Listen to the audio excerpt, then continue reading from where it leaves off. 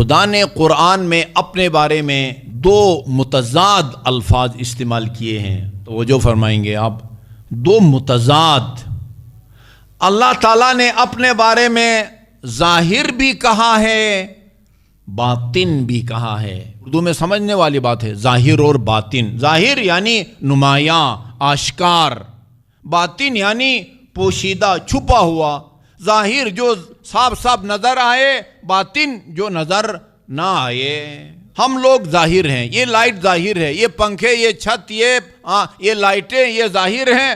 الماری کے اندر اگر کوئی چیز ہے وہ باطن ہے، وہ ہم کو نظر نہیں آتی جب تک وہ آپ تالا کھول کے دیکھیں گے نہیں ان میں کون سی دعاؤں کی کتابیں ہیں، وہ کتنے اس کے اندر قرآن ہے۔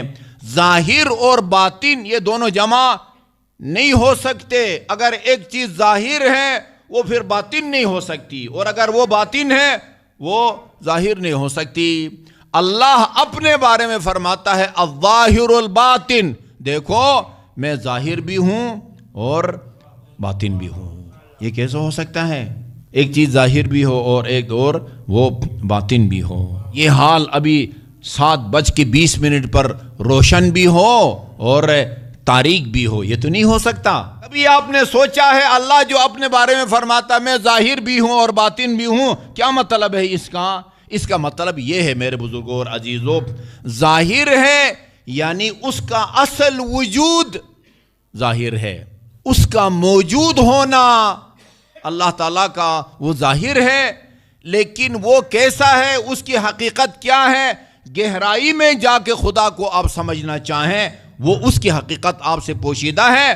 ہم میں جو عقل ہے اس میں اتنی طاقت نہیں ہے کہ اللہ کی حقیقت کو گہرائی میں جا کے درک کر سکے، لیکن اس کا اصل وجود یعنی موجود ہونا وہ آشکار ہے، اور اتنا زیادہ آشکار ہے نواسۂ پیغمبر نے وہ دعائے عرفہ میں جو 9 ذی الحج کو وہ منا میں میدان عرفات میں پڑھی جاتی ہے، اس میں امام حسین نے فرمایا میرے نزدیک اللہ سے بڑھ کے اور کوئی چیز نمایاں اور آشکار نہیں ہے۔ الغیرک من الظہور ما لیس لک، خدایا اس کائنات میں جتنا تو آشکار ہے اتنا کوئی اور آشکار ہے۔ الظاہر، اللہ تعالیٰ کی ذات ظاہر ہے۔ امیر المومنین نے نہج البلاغہ میں خدا کے بارے میں فرمایا اظہر من ان تراہ العیون، جن چیزوں کو آپ اپنی آنکھوں سے دیکھ کے ان کا یقین حاصل کرتے ہیں نا، میں آپ کو دیکھ کے یقین حاصل کرتا ہوں، میرے سامنے فلاں فلاں بیٹھے ہوئے ہیں، میں اپنی آنکھوں سے دیکھ کے آغا حسن ترابی کا علم رکھتا ہوں، وہ مجھے دیکھ کے میرا علم رکھتے ہیں، آپ مجھے دیکھ رہے ہیں، میں آپ کو دیکھ رہا ہوں، ہم سب مل کے اس مقدس عبادت کو گاہ کے در دیوار کو دیکھتے ہیں، جی آسمان کو دیکھتے ہیں، زمین کو دیکھتے ہیں، چاند سورج ستارے، ان کو دیکھ کے ہمیں یقین حاصل ہوتا ہے۔ علی فرماتے ہیں جتنی جو چیزیں تمہیں نظر آتی ہیں ان کو دیکھ کے جتنا تمہیں ان کا یقین ہے، علی کو خدا کا اس سے زیادہ یقین ہے، جی دکھائی نہ دینے کے باوجود۔ اظہر من ان تراہ العیون، علی کے نزدیک خدا اس سے زیادہ آشکار ہے جتنی آنکھوں سے دکھائی دینے والی چیزیں تمہارے لیے آشکار ہوتی ہیں۔ باطن ہے یعنی اس کی گہرائی میں جا کے ہم اللہ تعالیٰ کو نہیں سمجھ سکتے۔ کیوں نہیں سمجھ سکتے؟ وہ لامحدود ہے، اس کی نہ کوئی ابتدا ہے نہ اس کی کوئی انتہا ہے۔ ہمارے بنیادی عقائد میں سے ہے کہ اللہ عین علم ہے، عین علم، اللہ عین قدرت ہے، اللہ عین حیات ہے۔ ہم سب کے پاس جتنا علم ہے ہم اس علم کی وجہ سے عالم ہیں، ہم سب کے پاس جو قدرت ہے اس قدرت کی وجہ سے ہم قادر ہیں، ہم اپنی زندگی اور حیات کی وجہ سے حی یا زندہ کہلاتے ہیں۔ امیر المومنین اللہ تعالیٰ کے بارے میں فرماتے ہیں عالم لا بعلم، خدا عالم ہے لیکن ہماری وجہ سے، علم کی وجہ سے وہ عالم نہیں ہے، وہ قادر ہے، ہماری طرح قدرت کی وجہ سے وہ قادر نہیں ہے، ہمیں اپنی زندگی ماضی یاد ہے، ایک زمانہ تھا جب ہم یہ کام نہیں کر سکتے تھے، دوڑ نہیں سکتے تھے، 10 کلو کو وزن نہیں اٹھا سکتے، کھایا پیا صحت بنائی، طاقت آئی، اس کے نتیجے میں 10 کلو یا 20 کلو اٹھانے کی ہم میں طاقت آ گئی۔ اللہ قدرت کی وجہ سے قادر نہیں ہے، بلکہ وہ خود قدرت ہے، خود علم ہے۔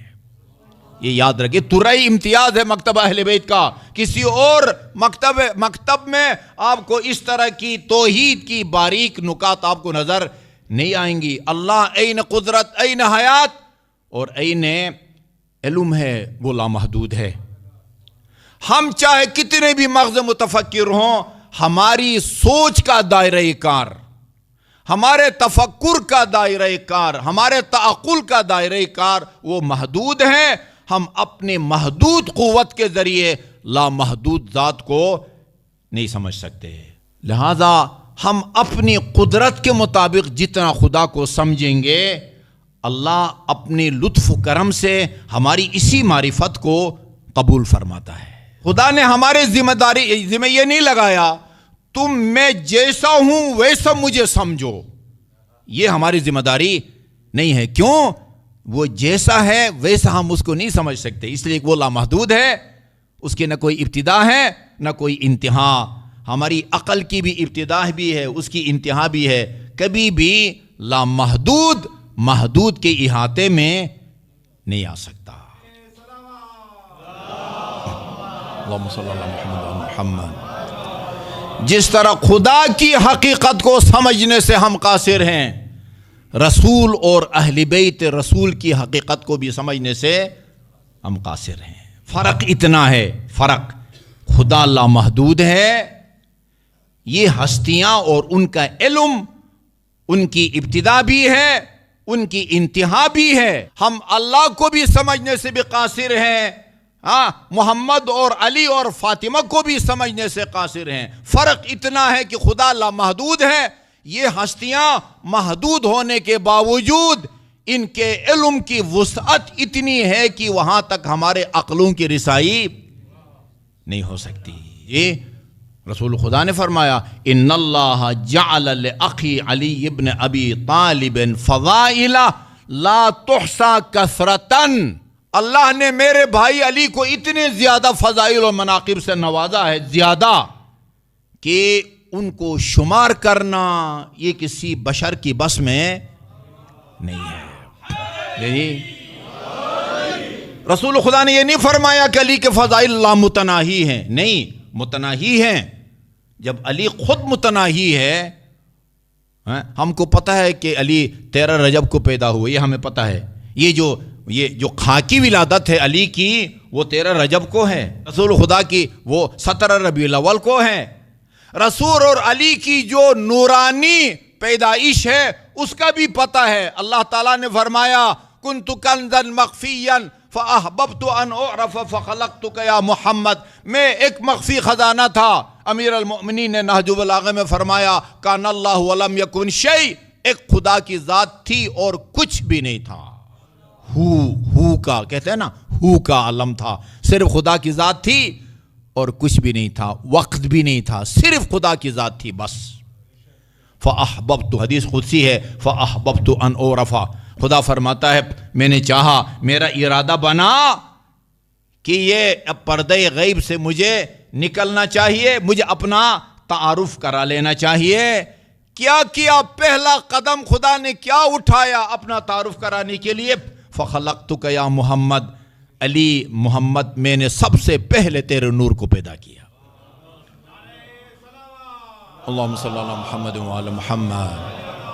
اور یہ ہمارے اہل سنت برادران کی کتابوں میں بھی ہے کہ رسول خدا نے فرمایا، میں اور علی ہم دونوں کو اللہ تعالیٰ نے ایک نور سے پیدا کیا ہے۔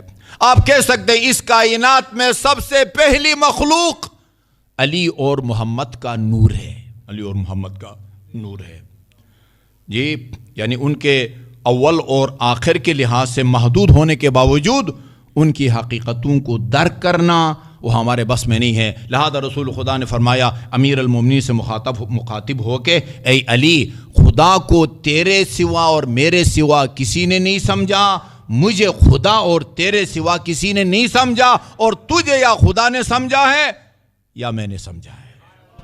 جی